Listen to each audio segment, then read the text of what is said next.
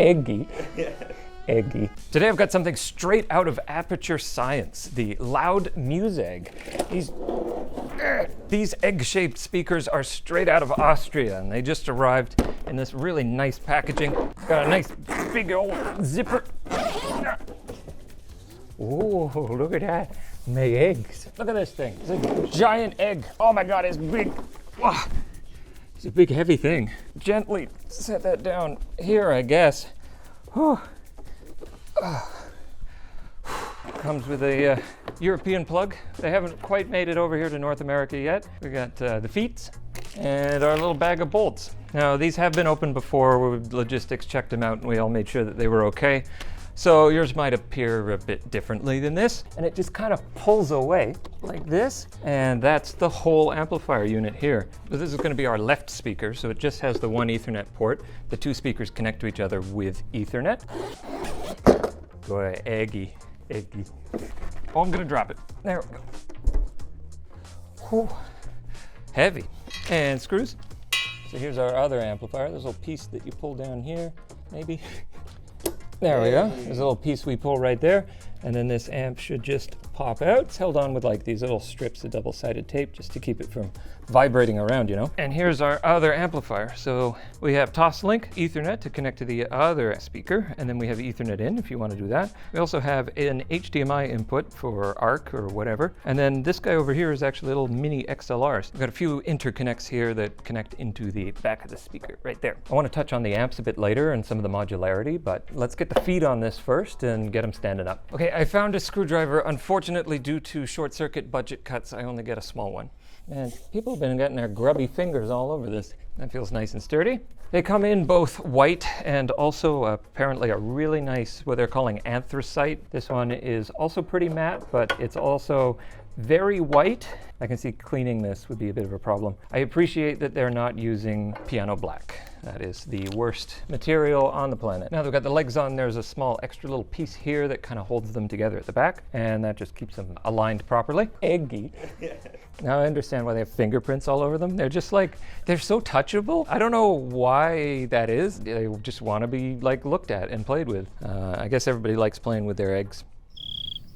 Wonk. So up front here we've got our 3 speakers. In the middle here we've got our tweeter. It's a 1-inch with aluminum ceramic domed little guy. And we've got 2 mid drivers outside of it. They're 5 inches, also ceramic aluminum. On the outside here we have our low driver, which is about an 11.5-inch paper cone type big driver. I'm not entirely sure how we get this cover off, but it's probably got a speaker in it. I'm sure it looks the same. And that's vented out of these 2 ports at the front. So that's kind of cool. She stands about 45 inches high, which is pretty nice, and a very svelte, just 16 inches slim. So these can tuck in, you know, behind a bookshelf or something, and about 25 inches deep. So yeah, egg-shaped. Although maybe if you sat on your egg a bit. I got to talk about the elephant in the room. They're not egg-shaped. They're portal turrets. It's sick. I mean, is it? I can't decide if that's awesome or not. These things should get pretty loud as well. They're claiming a max output of 108 decibels, which is like far and above reasonable listening volume. So we'll see if we can destroy all of your eardrums a bit later. And of course, we have this detachable amplifier and connectivity board thing on the back. This thing's capable of outputting about 350 watts, which is pretty good. Again, you kind of got a variety of inputs, but these are more like a Wi-Fi speaker or a Bluetooth speaker, if you want to think about it that way. The problem with that we've seen with other brands, we get a new kind of Wi-Fi every year or two, or a new HDMI standard. What would you have to do? You'd have to throw these out and buy a whole new set of speakers. What Loutd is doing, which nobody else seems to be doing, is these modular backplanes. So you get to keep the speaker, and you send this back to them, and they send you a new one with all the updated specifications. It's like less e-waste. It's pretty great. This whole speaker assembly is also pretty modular. You can just take the speakers out, send them back the case, you got a new case, or you blow up a speaker. Your kid pulls off the front and stabs their finger in there, or I do that. Whoops, you just got a new speaker, right? So there's this kind of air of sustainability and upgradability and modularity, and I think that's really awesome. So this is going to be our right speaker, so this is going to be our main amp, so we'll just clip that back in there, and then we push. Yeah, done. Easy. This is very bad. This one. Who got this all scratched up? What the hell?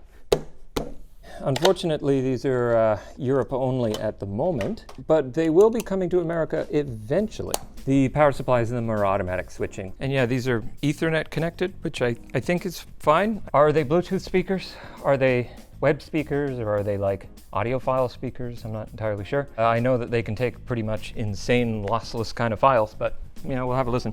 Okay, let's get them switched on, and I guess we'll see how they sound. Thanks to Seasonic for sponsoring this video. Seasonic's Focus GX 750 watt gold power supply is a good choice for mid-range systems at a great price. Featuring a fully modular interface paired with hybrid fan control to control overall fan noise and fluid dynamic fan bearings. Focus GX achieves an 80+ gold rating with 90% efficiency at 50% system load, backed by a 10-year warranty. Learn more about them at seasonic.com or through the links below.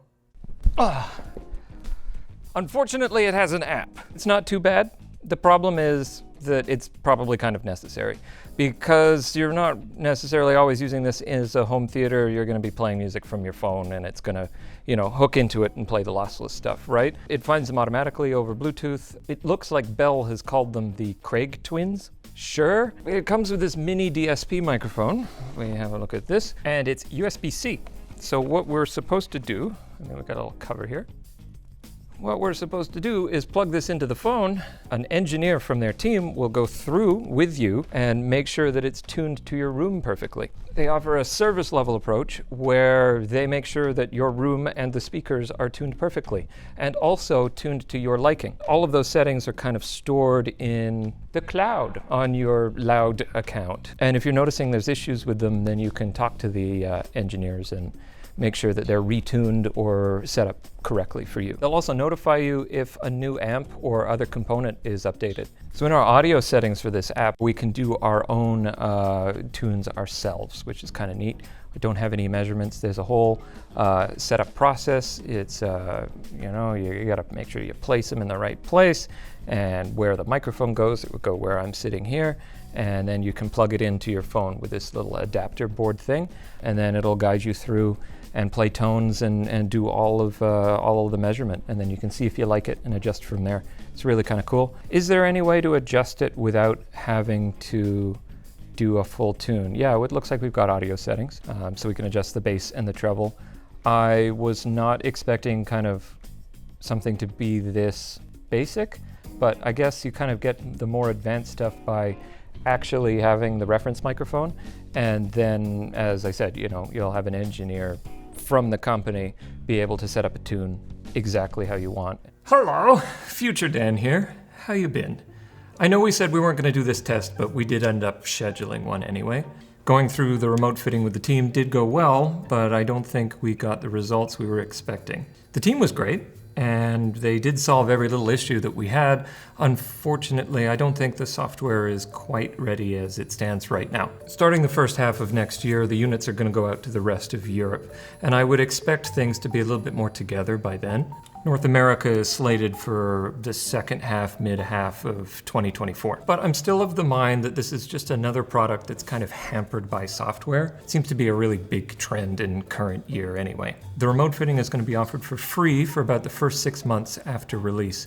After that, it's going to be about $200, but that does include about 2 or 3 individual sessions. The speakers still perform well even without room correction, but I still feel that some more tuning would make them even better. The sound of each speaker is still subjective though, and that's kind of why having these remote fittings is really nice, because you can get them tuned exactly how you want for your own room and for your own sound profile. Keep in mind though, even after the remote fitting, everything else I say in the video is still applicable. Bye! It almost feels like a bit of a crime with these speakers, but I am required by law to play Rave now.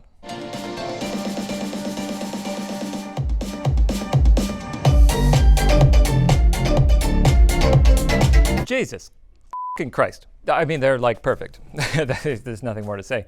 I can hear that there's some issues with the room.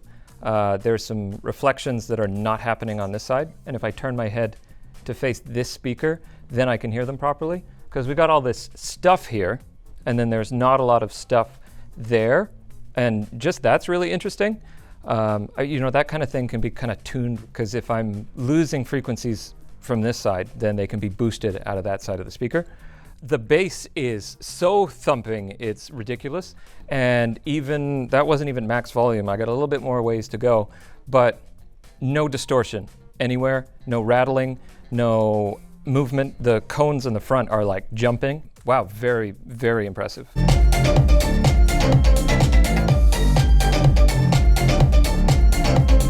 Did you feel that? Amazing, Yeah, the whole, the floor shook. That was max volume, obviously. Incredibly loud. Yeah, they're moving so much air. If you stand in front of them, you can feel it pushing out of here. I didn't know portal turrets could sing like that. Because they're also Bluetooth speakers, I've got Deezer on my phone here. I just wanted to listen to a couple of my reference tracks. Unfortunately, this will have to be muted, so I'm sorry, goodbye. How about Coldplay? You heard of Coldplay, Bell? They're a pretty underground band. Bell, there's this other band that this guy told me about. They're called Radiohead. Have you heard about them? Love them. They're pretty underground.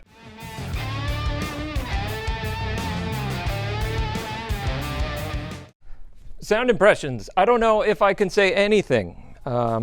There's nothing to attack. These would actually warrant investment into like proper lossless inputs. I think these also are the type of speaker that are moving into that scary word territory, audiophile, where now you can't listen to all of the music because some music sounds bad. I know that there are some people in that community and they'll only listen to like one song on repeat because that's how they use their benchmark to test things, and you kind of just stop listening to music and you become a kind of person that complains about stuff. These are, I think, of that level of quality. I don't often get to listen to speakers that sound like this that I'm actually kind of into. They're self-contained and they're modular and they're not super big and they're not super gaudy and they're not piano black. Yeah, these aren't exactly cheap, but they're kind of in a hi-fi level price bracket. For a pair, they're looking around $6,300 US, which is probably a little bit steep. You can get one, I don't know why you would, but you can get one for $3,500 US. They also offer a kind of trial. As we'll probably get in North America here soon, what they'll do is they'll deliver the speakers. Somebody will set them up. They'll go through the whole tuning for you. And they'll let you use them for like 2 weeks to see if you like the sound of them, to see if they fit in your decor, in your house, anything like that. I think that's kind of neat. Their approach has been more of service rather than selling something that they'll make money on for a long time, if you know what I mean. These are kind of designed to be more of an eternal product. The entire system here is made out of recyclable materials. The units themselves can be recycled after the fact. They're focusing on sustainability from the modularity, from the upgradability. You're not going to be throwing these out for a long time. In my opinion, they perform at the price point, which is a difficult thing to do at that price point. They are in the upper echelon of speakers. Considering I've listened to speakers and seen systems that are on the order of like $50,000 to $100,000, they're stacks up to the ceiling and they're just so demanding of a room. You walk into a room and it is the speakers and you also lived there. But these are not quite as assuming, and they sound damn good and they're very loud. And I think these are kind of in that weird hi-fi space of like, I'd put these in my house, but I'm not like an aficionado. I like the sound to sound good. They're like art. Everybody who's walked past the set here has been like, oh, what are those? And then they come and put their grubby little hands all over them. Get the black ones. Yeah, the amps are quite powerful, 350 watt amps. They run an ARM quad core in them, which is kind of interesting. And the other interesting thing is that they actually list the digital to analog converter on the spec page. I don't think I've seen that before, at least not in a long time. It runs an ESS Sabre DAC, and they even give the exact model number. You can look it up and get the exact data sheets and check all the specifications for yourself. And that's just one daughter board. There's also an amplifier board and then also the control unit board, and they're all sort of just modular. They connect into each other. What do I think? I don't exactly know. Speakers are kind of a hard thing to recommend, especially when they have looks like this. I think they're a lot less unobtrusive than gigantic speakers, but they're also a bit more of a statement. I think the price is right for the performance. The Loutd is good. I mean, that's probably why they named their company that. I can't get around that they look like Portal speakers. Honestly, that's pretty fucking sick. But they stick out. They will be a focal point in your room. At that kind of price point, it's really down to you. The nice thing is that when they start moving into North America, you'll probably be able to try them if you're in the market for them. And if you're in Europe, then I think these are some of the guys to watch. They're really neat. Eggy. Eggy. Ooh, look at that. My eggs. Okay.